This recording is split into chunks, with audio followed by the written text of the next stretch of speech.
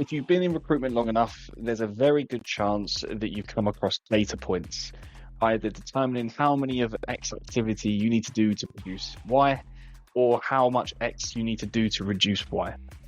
Now, data points are very heavy in our industry and they help us make some informed decisions. But in the conversation I've had with Stella, we take data and data recruitment to a completely different level. Here's what's coming up in today's show. I do believe that the struggle is definitely around data. Things are moving so fast at the moment. It's sometimes very hard to actually keep pace with everything. And I feel like being more data driven will actually help us being closer to the business as well and closer to the employee as well. So that is, I think it's the biggest challenge that we would need to tackle in my point of view. So I've always been interested in trying to understand what makes success happen, okay? And what makes success happen in the talent acquisition team, but also, the people we're hiring. And that has actually caught my attention because what I've always wanted to do, and this is what I'm doing now, is really looking at how you can hire great talent and how you can make sure you retain them in order for them to be productive and actually grow the business. And I think after a certain time, it's ways actually has developed, making sure that there is a balance when you're working on talent acquisition. From the conversation, Stella explores what data and evidence-based recruitment really does when put into correct practice and how it actually elevates your talent acquisition teams, helping you make better informed decisions, better value proposition for you inside the organization, and ultimately leads you down the path of most success. I really, really enjoyed this conversation. There's so many evidence-based examples that both Stella and myself have shared from completely different backgrounds. So looking forward to hearing how you found it. And please do share if you feel someone will benefit from listening. Enjoy the episode.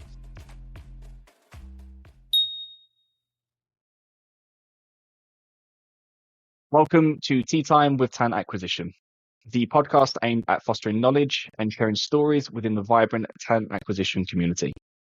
I'm your host, Eden, and for the next hour or so, I'm going to be joined by a global talent acquisition leader with a proven record in developing strategic talent acquisition and retention solutions, leaning on over 15 years of experience in diverse industries and 7 years in leadership roles, focusing towards innovative talent strategies, stakeholder management, and diversity inclusion initiatives. I'm very excited to sit down with her and get her take on data-driven recruitment. More specifically, how we can use such data to drive a more successful talent acquisition team. So when you're ready, grab your favorite tea or coffee, if you prefer, and join me in welcoming today's guest, the Global Talent Acquisition and Strategic Leader, Stella Zita. So thanks so much for joining. Thank you. Thank you so much for having me, Eden. Nice. And before we dive into the core topic of, as I mentioned in that introduction, data and data recruitment, what I'd like to do is just peel it back a second and ask you the same question everybody gets at the beginning of the show. Let's call it the icebreaker, right? So you've been in talent acquisition for a long time, but what do you think is the biggest struggle talent teams face today?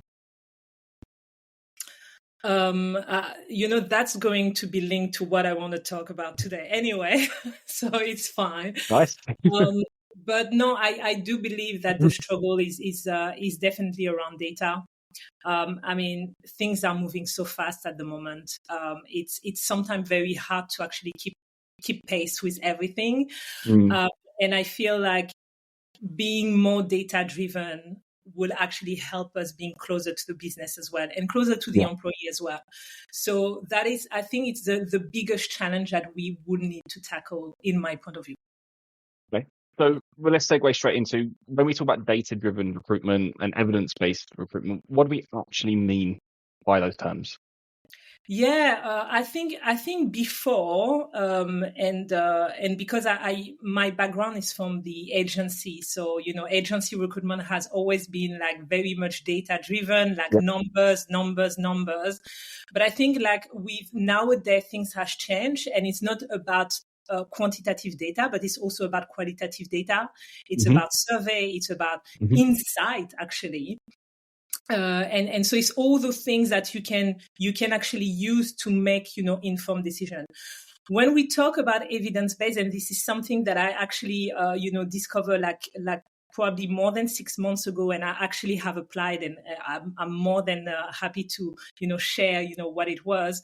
But it's looking at different type of evidence when you make a decision. And I think as a talent acquisition, what we tend to do, we tend to actually rely on our experience, on our biases as well, because we have a lot of biases in terms of how we're doing recruitment and how we should not do it.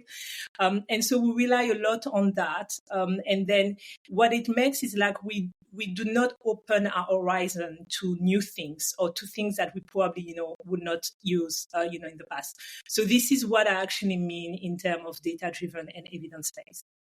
So why did you get interested, I guess, in this topic? Why has it become important? Yeah, I think so. Going back to my time in a recruitment agency, what I realized is like it was all about numbers, and obviously when you had the numbers, you were successful. And then, factor. Sorry, It's the feel good factor when you've got the numbers. yeah, exactly. And so after working for an agency, I worked with, corporate company. And then after that, I worked with a smaller company as well. And so I've always been interested in trying to understand what makes success happen. Okay. And what makes success happen in the talent acquisition team, but also, the people we're hiring. And that has actually caught my attention, because what I've always wanted to do, and this is what I'm doing now, is really looking at how you can hire great talent and how you can make sure you retain them in order for them to be productive and actually grow the business. And I think after a certain time, it's where it actually has developed, making sure that there is a balance when you're working on talent acquisition. That all stems back to having more of a data-led approach to get the outcome of higher retention, more productivity into your team. And that's kind of what you found in your journey then. Yeah, more productivity in the team, but also more productivity from the people you're hiring. And also, thinking as a talent acquisition, how can I also have my say on that? How can I also have, my touch on this piece? Because most of the time, and this is how, I started my journey in talent acquisition. It was, as long as you hire someone and they are here on the first day, your work is finished. And I was like, yes, but it should not be actually, we should actually go beyond and really looking at, we need to look at the people, and when they pass the first day, we need, it's kind of a checkpoint, but we should also, look at, what makes them successful, and really using those information back into our recruitment funnel and see if there is anything to tweak, if there is anything to, change. So both. Yeah, I love that. When we do a lot of data-led recruitment, not just for KPIs or anything like that, but specifically how do you engage somebody? What method of engagement is working for a potential customer, for a potential candidate, and obviously doing internal talent acquisition, we'll look more at the candidates in general for us. But we would understand, okay, what was it about that particular reach? How did we engage them? And we start to try and peel back. So then it becomes more intentional iteration, and the success is there. You have a higher response rate, you get more candidates going through the funnel that are more successful in the long term. So the end customer, in my case, or your stakeholders in the internal side, have a better outcome just by taking a bit more time at that initial stage to understand what's happening and why. Why do you feel that there's not a more dramatic shift towards this focus already, shall we say? I think talent acquisition professionals are pretty much busy, and I feel like maybe a little bit more now, taking into account, what is happening on the market, people losing their jobs. So that's when the people who are staying might have even more to do. Yeah, I can see that.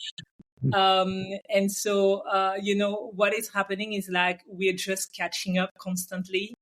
And it's very hard to, be at that moment where, hey, we have caught up everything, and now let's actually look beyond.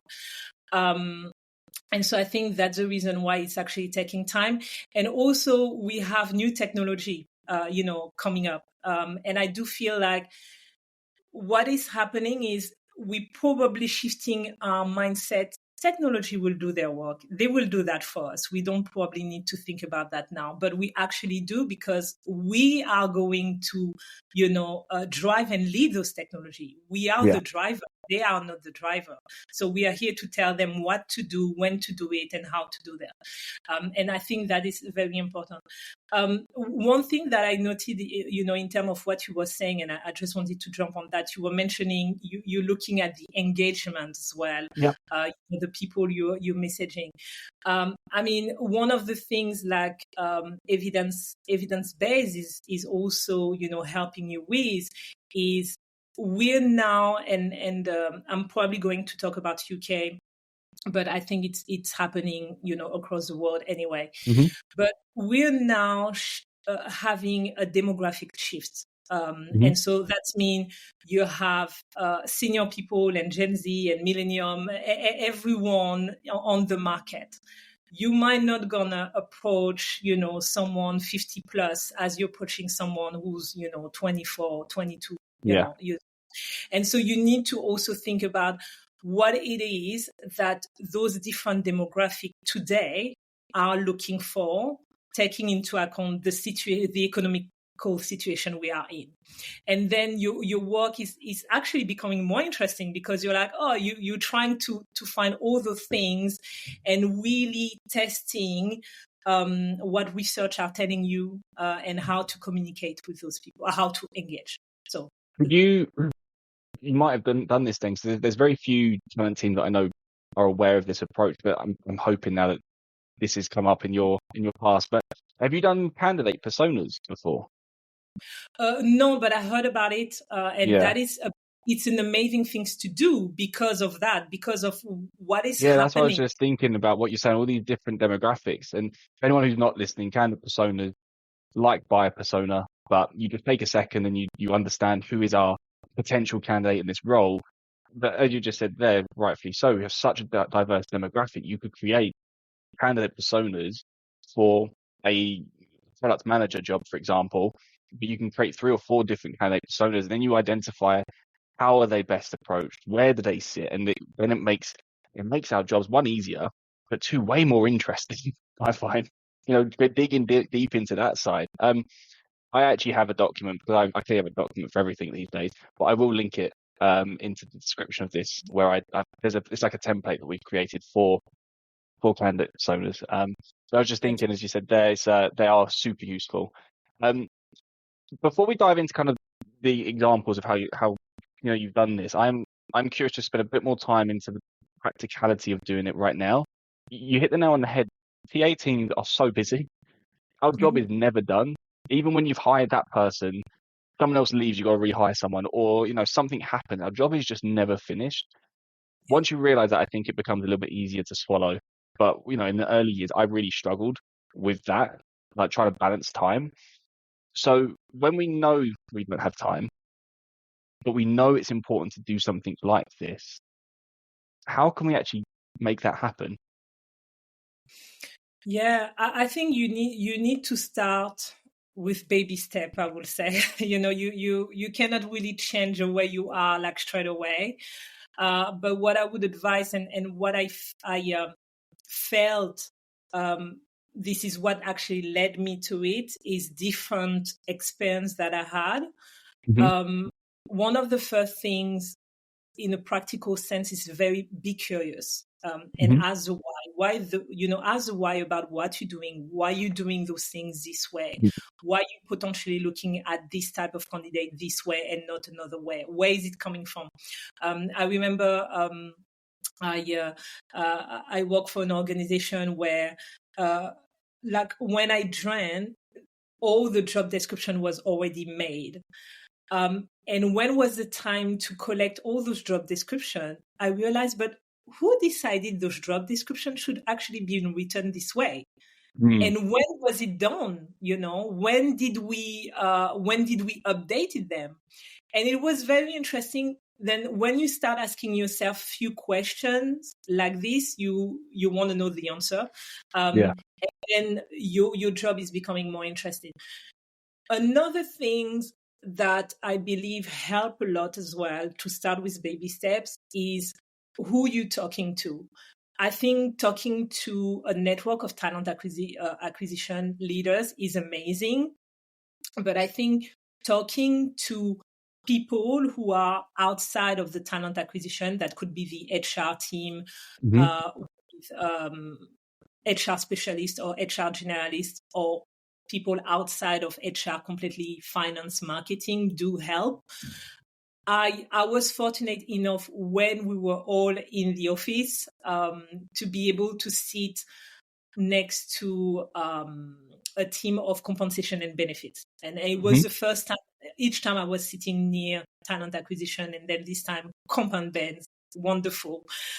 Very Was that your choice, or was it the company's choice? No, actually, it was the company. That's why I was fortunate, because it just came up this way. They just changed the layout. And so very analytical people, probably much more introverted, us very extroverted, on the phone, even screaming, to the candidate. So it was very interesting, this balance. Extroverted? No. Extroverted, the talent acquisition, very, Yeah, we're not extroverted. What are we talking about? Okay, so it's probably only me then. No, of course. I think that you have to be mental to work in our profession, or an extroverted individual generally. Yeah. So as I was fortunate to sit next to them, I started having conversation about, hey, talk through, compensation benefits, how things work. And I could also use what they were telling me and teaching me to work on my work, and also attract candidates and talk about compensation with candidates. Most of the time for talent acquisition, this is a part that is very scary. How are you going to, discuss compensation? And so what I believe is you need to start small by being curious, ask yourself questions, talk to people outside, even with finance. What I realized is when I started sitting down with, finance directors and so on, they are so passionate about their work. And so they're talking about numbers and how the business needs to, which direction the business needs to go to. And you can start thinking how it can impact you, how your work can impact this. Okay. So I would advise to start small. Then if you want to go a little bit, layer up, you have something that's called the evidence-based, format, and they kind of telling you where you can take the evidence from. And so your experience, the people around you, organization data, and the last piece is all about scientific research. And then it's about reading, but then you need a little bit more time to know where to go and just pick those research. Yeah. We'll dive into that part. So there's a few points I want to get to in the kind of process of finding that information out. But the first 2 points you cover, so our own experience we can draw on. So from the talent acquisition understanding, the data points that we've got in our talent team today. We've got obviously the process of people around us. But you also just mentioned there the data of the company. So is there any particular data points that you feel we should be tracking, as an absolute mandatory to help us in a talent acquisition function? Yes and no, because it will depend the organization you're working with, and also what kind of data they are actually tracking. I realized by moving from an organization to another one that they were not tracking the same data, and sometimes it can be actually a little bit difficult to, looking at using data from there. But what I would advise in these points is, if you have an ATS, definitely you want to start from there. If you have an ATS, I'm conscious that a lot of companies still don't have an ATS and they're still using Excel spreadsheet. We all started from there. Yeah. I did. So I'll tell you what, I'm not going to name the company, but I do know some the company. They've been going for 60 years. It's a pretty Oh, well-known, robust organization, and they've only just moved to an ATS. oh, They're on Excel, and it is mental. But yeah, they're hiring. They've hired like 4,000 people. You know, the yeah. company's not a small company, and to not have an ATS at that site, or only just implement one, it blew my mind. When I have people like 20, 30 people have an ATS, it's crazy. Anyways, sorry, Yeah, continue. no, but hopefully they will do better now, I hope so.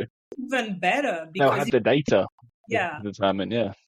But yeah, I would suggest definitely start with the ATS, but also try to open to other avenue. And I can give you an example for that. So uh, my role and my expertise has quite been in hiring salespeople.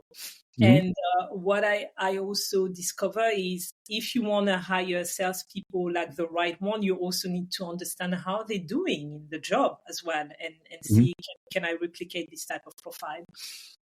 And so the data that I didn't have the performance data. I didn't have the customer satisfaction data. So those data you From your need, current team, is that what you're yeah, saying? because it's not sitting in talent acquisition. Yeah. Those the Yeah. performance of the sales or the performance of the people you hire are not going to always sit in the talent acquisition. They will Yeah. sit Of course.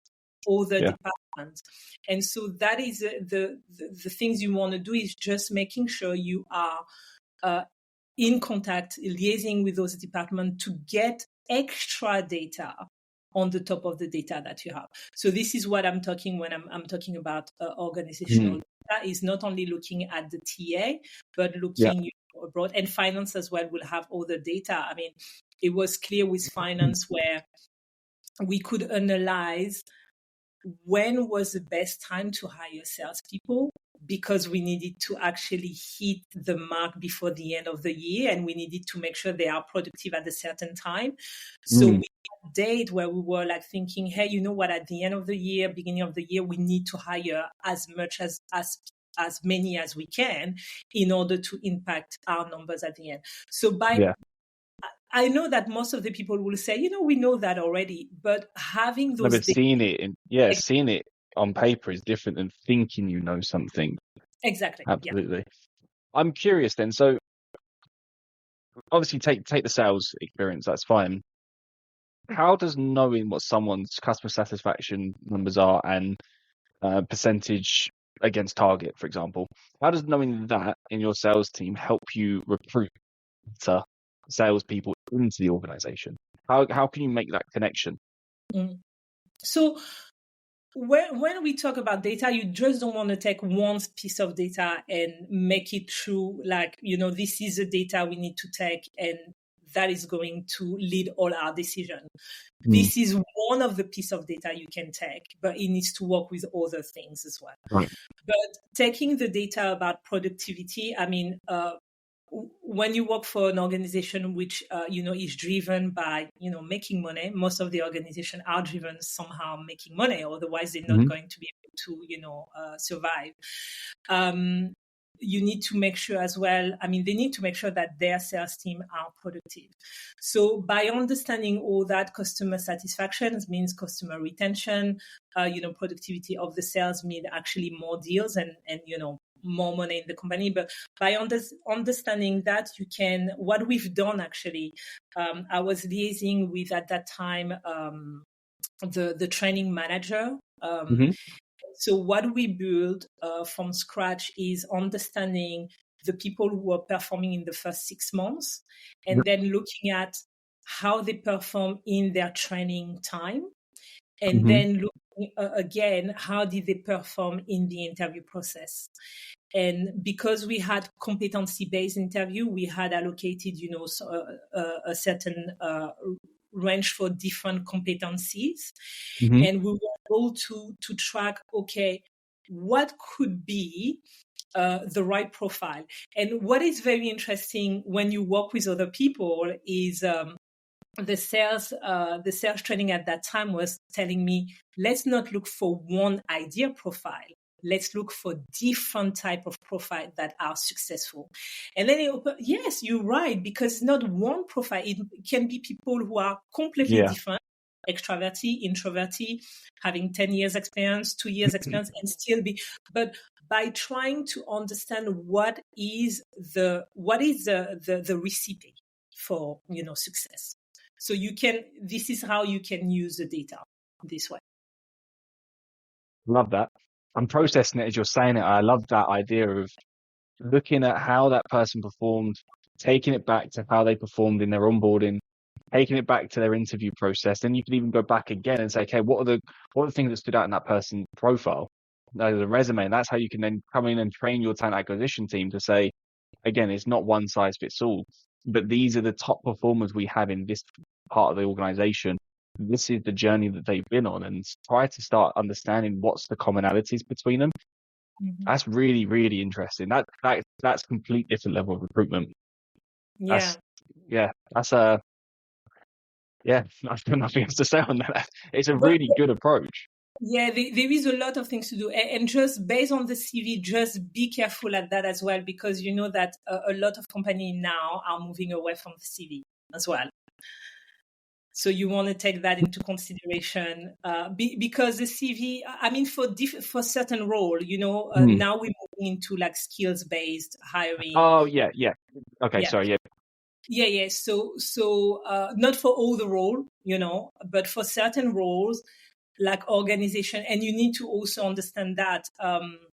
I think what was interesting when we did this kind of exercise was that there was competencies that we were looking at that didn't have any impact on candidates' productivity. However, in other locations, these type of competencies needed to be checked to ensure that people were productive. So that, especially when you hire internationally and not only in the country, it's also understanding that in different countries, people will be different, and because you might potentially look at different profile as well. Okay, that's one of the questions that can come up. But it was very interesting to see, do we want to change something? Do we want to actually remove that competencies and put something that is very important for us in this location? Yeah. And then makes it more unique to what you're hiring for, and it's not a blanket, this is what we have to have because someone else said it and we're running with it again. Exactly. Yeah. So you just want to collect enough data in order to really understand, am I going into the right direction, or am I actually wasting time, or can I do better? Can I generate better for the business? The better value proposition. Mm-hmm. Collecting data obviously takes a lot of time though, and it's time we don't have. So what happens then, right? So let's say we want to go down this approach. So how can we utilize this approach when either data is limited because we're a new company, or we've never tracked it before, or simply I just don't have the time and capacity to go out and do this, but I'm interested. So how, kind of what I know it's two different avenues to go down, but how would you kind of recommend there? Yeah, I think before AI, what I will tell you, and after AI, this is what I will tell you. Because now there is AI, and it's also, again, depend how your organization is based on AI, what you can use, because there is new AI platform coming up. I feel it's every single day. And so it's very, very challenging to know what your organization will allow you to use. For an organization who do not have the data, is to start collecting the data. You have no choice, unless someone else has a better idea. Please, let me know. But starting collecting the data. However, what you can also look at is when I was talking about research studies and looking at what other organization has done in terms of research, not in terms of what your colleague has done in this other company. because research will also give you so many details about how the research actually has been done and the outcome and the limitation of that. So you can look into that first if you don't have those data, and really looked at how you can actually start from scratch. If you have already data, I believe you should potentially have the possibility to use AI, but that is another podcast. I'm not going to talk about AI because I don't manage it well. I mean, to be fair, we've had leaning into AI, which came out last season from when this one's recorded, and we've also now got the anti-AI perspective. So we've done both sides of it to look at from both lenses. I think there's for and against for both sides, and it always comes down to when whoever's listening to this and when they're listening to this. Hopefully, we'll have some bit more regulations into AI beforehand. But I think it's just doing it with a sensible lens and not just rushing into the usage of AI because it has, because you can, and it's just understanding, is it actually viable for our business, and taking it from there, in my opinion.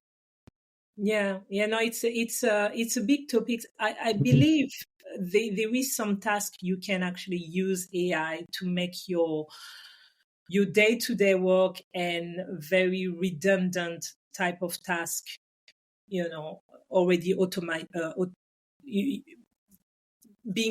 just making sure you're using AI for that. Are you going to use AI for everything? That I hope not. No. I do not believe so. Otherwise, we haven't got a job, and that makes it a bit more awkward for us. I don't think this is what's going to happen. When you looked at the type of skill that we would need for the future is all the critical thinking skills. An AI won't be able to do that unless it has someone, behind it actually explaining, hey, this is what the AI needs to do, but it's not going to, for what I've been reading so far. But you never know. not hopefully now our professional lifetime. Let's say that one. Yeah. So if we don't have data, we start collecting. If we want to start approaching, making adjustments, we can obviously research. So the researching topic, obviously, I know I stopped you when you started going into it last time, so I wanted to talk about the business part, but now we're here. Let's go through that. How do we find these research topics, and then how do we choose what is valid to look at and what is just noise out there on the market? So you want to be able to talk to other people, other leaders, what they are using. You can start with that. Hey, when you're making a decision, are you using any type of research? Are you using any type of reviews and so on? Once you have them, and once you have a list of different online magazine now, it's very common. You want to start understanding who wrote those magazines and what kind of idea they have in mind, what they're standing for, because the type of article that's going to come in those magazines will go, to that pace. And so you want to make sure that any things you are using are peer reviewed, if you can, are reliable. It's a source that you're going to have the data. They're going to be objective. I mean, there is never real data objective because there is someone behind writing the data, and if the person have a certain I will say affiliation with different topics, then it will go on that side. But you have definitely different type of support. You can use government support in any country will be very useful. Anything around, I would probably name Forbes or Economics or all those there is plenty out there. So it's not that we don't have, but you just want to research. And I think this is what I want to try to convey in terms of evidence-based. Don't just take what people are telling you just as the truth. Go and search. for yourself. Try to figure it out. And it's okay to take some ideas, but don't take ideas and then apply. Go and search for it. Ask yourself questions. Is that the right type of review? Why is that the right type of reviews? Who's writing it? What they're writing about? What kind of data they are giving me? But also the data that they are providing me, where do they get those data from? Is that just, a number just for the sake of having a number, or is that coming from a legitimate a website? So that would be my approach. Kind of, I guess, share an example where I've done that. Yeah. So, do you know the website Deal Room? Which one? Say it again. Deal Room? No, sorry. No, that's fine. So it's like Crunchbase, but it's more open. I haven't got to pay for it, which makes it better for me. So Okay. Deal Room essentially analyzes and tracks investment deals across major cities. So I actively go on there, and they've updated it a lot over the last couple of years. So you obviously get the investment rounds, you get who's invested, but now they've added graphs in to see the peaks and troughs in companies' departures, and that data is taken from LinkedIn as well. So over the last year to 2 years, obviously we've seen some big spikes of growth and obviously big drops off, and it ranks them on who's making redundancies and who's hiring people. Taking that as the evidence, you can then go and utilize that as a method of understanding what companies are better for you to potentially headhunt from. As a as a talent acquisition professional, your job is to go find candidates. You're sitting in, I don't know, the fitness industry, and you've identified that you've got 3 organizations in your same industry that are losing people, then there's a good opportunity for you to then go and make that connection and maybe entice them in. You get good industry knowledge. You know, obviously they're a competitor, so they're going to potentially bring something else there, and they're more likely to respond. So this is, like, I think, quite an easy example of connecting the research and the evidence to clear action as a recruiter. I mean, that's how, when you were talking about, that's how I would do it, essentially. Yeah, no, that's a very good example, and like doing your research, your background research is so important. I use research when I worked on a project on D&I, and it was very interesting. And I must say, I really, as a talent acquisition expert, I didn't know much about how to tackle D&I, except let's put numbers, let's actually increase ratio from the front line. Let's actually get more people in the interview funnels and so on. And after doing so much research and really understanding what is happening out there, looking at case studies and so on, it's become a more interesting project, actually. And we started collecting more data from our company. So we had the data, which was already interesting. What was interesting is that in one countries we have a lot of data, and another one we have less data. So it was already telling us the way people were feeling about disclosing certain data about their ethnicity and genders and so on. So I have also an example where I used data actually, and it was when we worked on a D&I project, and I didn't know much about how to tackle D&I except of let's make our recruitment more inclusive, and let's look at data. Let's look at increasing the number of ethnicity or the number of genders and so on. When I started doing the research, I realized that it was much more interesting than that, and much more complex as well. A little bit more complex, but still very interesting. And so we started looking at actually dropping the recruitment funnel piece and looking at the situation in the organization where we were. What if we wanted to look at gender, and if we wanted to look at ethnicity, what was the organization showing us, the picture of the organization, know? So you looked at it from a snapshot of how we are as an organization at this moment. Yeah, where we are at this moment in terms of D&I. Right. And so it was a very good starting, point to, look at, okay, we are good on that, but on this piece is not so good, and we need to improve But then, because you're doing those research, you ask yourself more questions. So it was much more, okay, so why are we there now? What has happened?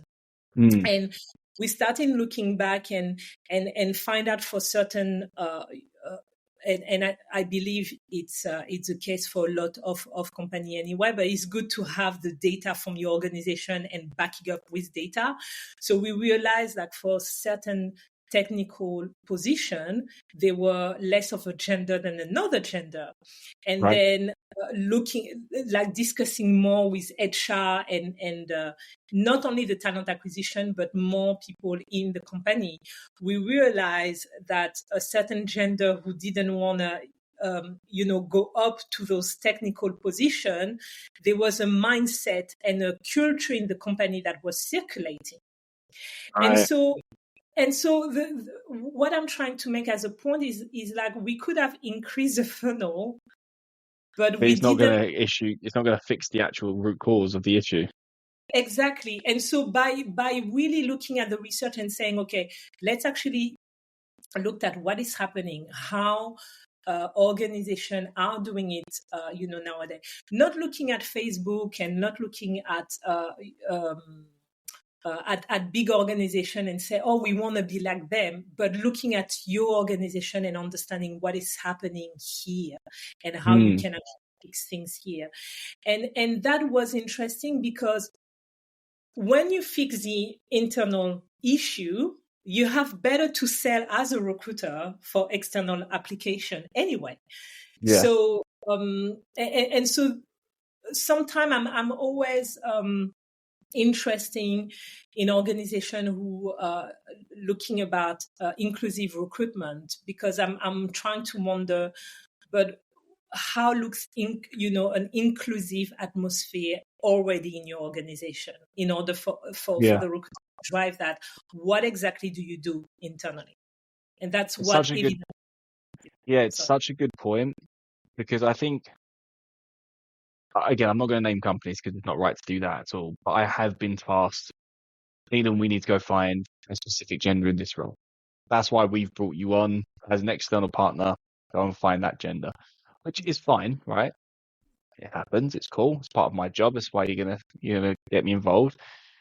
But that's such a great point you said there, because you can put however many you want in the top of that funnel, but if the internal culture isn't ready to accept somebody in that position or with that ethnic background, then it doesn't matter what you do at the beginning of the funnel.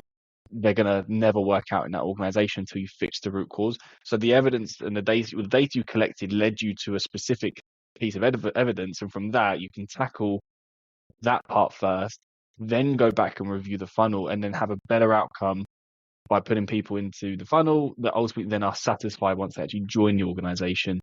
And ultimately then, linking back to the beginning, have a better outcome for you, more productivity, more satisfaction. So it's making more informed choices based on asking yourself better questions at the beginning.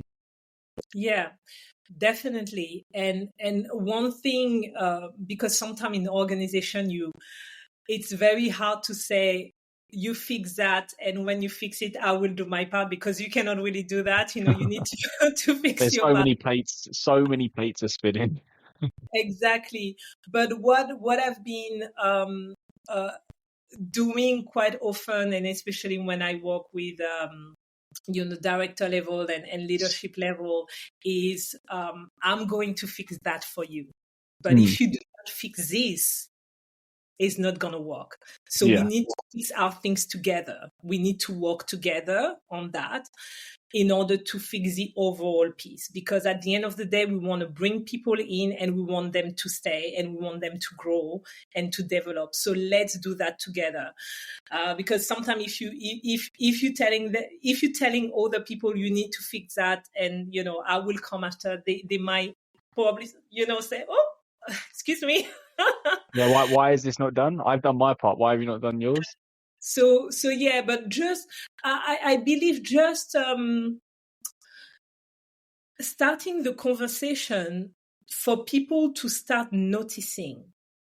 You like, hey, I want you to notice this is what is happening. I want you to realize this is a problem. I want you to you want to encourage them to look into it and start thinking, okay, let's actually fix that. You're right. We need to fix this piece. And then it's actually easier to, work as a team. At the end of the day, we need to work as a team in an organization. It's not one department and another one. It's all of us. We are together in the same thing.